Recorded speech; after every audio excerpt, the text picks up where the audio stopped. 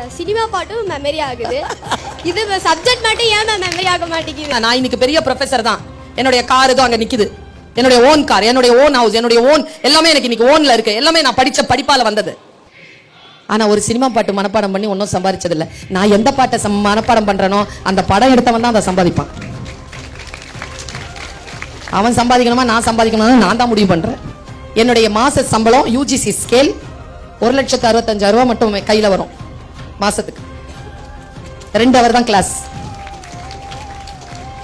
12 CL, 15 ML, 20 EL, private affairs, அப்புறமா semester ஹாலிடேஸ்லாம் பார்த்தோம்னா ரொம்ப குறைஞ்ச நாள் தான் வேலை. எது சினிமா பாட்டு மனப்பாடம் பண்ணி கிடைச்ச வேலை இல்லை, பாட மனப்பாடம் பண்ணி கிடைச்ச வேலை. இப்ப நான் அனுபவிக்கிறேன். நீ இப்ப சில விஷயங்களுக்கு நோ சொல்லு, புரியுதா? நான் என் வாழ்க்கையில் இப்படித்தான் இருக்க வேண்டும் என்று நான் முடிவு செய்கின்ற பொழுது என் மனதை நான் நிறுத்துகிறேன். ஆர்வம் எங்கே போகிறதோ அந்த ஆர்வத்தை கட்டுப்படுத்து குழந்தைய. நான் ரிலாக்ஸ் ஆகி ஒரு சில விஷயங்கள்ல என்ன அப்படியே தண்ணி மாதிரி இதை இந்த பாட்டில் இப்படி கீழே கொட்டிட்டேன்னு வச்சுக்கோங்க, ஃபுல் பாட்டில் அது பாட்டுக்கு ஓடிடும். அப்படி நிறுத்தணும் பாட்டில், மனசு அப்படி நிறுத்தணும். படிக்கும்போது அப்படி நிறுத்தணும். நான் ஒன்னு சொல்றேன், இந்த உலகத்திலேயே ஒரே ஒருத்தர் தான்ப்பா நம்மளை காப்பாற்ற முடியும், அது நாம மட்டும்தான். நான் சொல்றதெல்லாம் கூட கரைஞ்சு போயிடும். உன்னை நீ தான் காப்பாத்திக்கணும்.